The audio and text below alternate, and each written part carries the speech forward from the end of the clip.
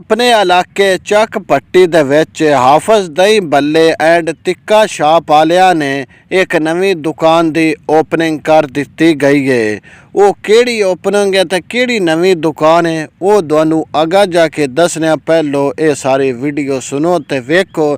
ਸਾਡੇ YouTube channel ਕਾਂਜੂ TV 1 ਤੇ Facebook page ਨੂੰ ਲਾਈਕ ਫਾਲੋ ਤੁਸੀਂ ਜ਼ਰੂਰ ਕਰਦੇ ਰਹਿਣਾ। ਤੁਸੀਂ ਜਿਸ ਟਾਈਮ ਚੱਕ ਪੱਟੀ ਆਓ ਤੇ ਮੇਨ ਲਾਰੀ ਅੱਡੇ ਤੇ ਨੇੜੇ ਹੀ ਹਾਫਿਜ਼ ਦਹੀਂ ਬੱਲੇ ਐਂਡ ਤਿੱਕੇ ਸ਼ਾਪ ਵਾਲਿਆਂ ਦੀ ਦੁਕਾਨ ਹੈ। ਉਹਨਾਂ ਨੇ ਇਸ ਦੁਕਾਨ ਦੇ ਵਿੱਚ ਹੀ ਪੀਜ਼ੇ ਵਾਲੀ ਦੁਕਾਨ ਵੀ ਖੋਲ ਲਈ ਹੈ, ਜਿੱਥੇ ਹੁਣ ਤੁਹਾਨੂੰ 24 ਘੰਟੇ ਪੀਜ਼ਾ ਖਾਣ ਨੂੰ ਲੱਭੇਗਾ। ਉਹਨਾਂ ਆਪਣੀ ਨਵੀਂ ਦੁਕਾਨ ਦੀ ਓਪਨਿੰਗ ਦੇ ਮੌਕੇ ਉੱਤੇ ਆਪਣੇ ਯਾਰ ਬੇਲੇ ਵੀ ਬੁਲਾਇਆ ਹੈ। ਪੀਜ਼ੇ ਵਾਲੀ ਨਵੀਂ ਦੁਕਾਨ ਦੀ ਓਪਨਿੰਗ ਦੇ ਮੌਕੇ ਉੱਤੇ ਕਾਰੀ ਸਾਹਿਬ ਨੇ ਦੁਆ ਖੈਰ ਵੀ ਕੀਤੀ ਹੈ ਤੇ ਫਿਰ ਇਹਨਾਂ ਸਾਰਿਆਂ ਬੇਲੀਆਂ ਨੂੰ ਇਹ ਬਿਰਿਆਨੀ ਨਾਲ ਵੀ ਰਜਾਇਆ ਗਿਆ ਹੈ। ਇਹ ਤੇ ਫਿਰ ਗੱਲ ਇੰਜ ਹੋਣੀ ਆਈ ਨਾ ਵੀ ਪੀਜ਼ੇ ਵਾਲੀ ਦੁਕਾਨ ਦੀ ਓਪਨਿੰਗ ਦੇ ਮੌਕੇ ਉੱਤੇ ਫਿਰ ਪੀਜ਼ਾ ਹੀ ਚੱਲਣਾ ਚਾਹੀਦਾ ਹੈ, ਲੇਕਿਨ ਇੱਥੇ ਫਿਰ ਇਹ ਸਾਰੀ ਬਿਰਿਆਨੀ ਚੱਲਦੀ ਰਹੀ ਹੈ। ਹੁਣ ਆਂਦੇ ਬੇਲੀ ਉੱਥੇ ਖਾਣ ਪੀਣ ਤੋਂ ਬਾਅਦ ਮੁੜ ਬਾਹਰ ਬਹਿ ਕੇ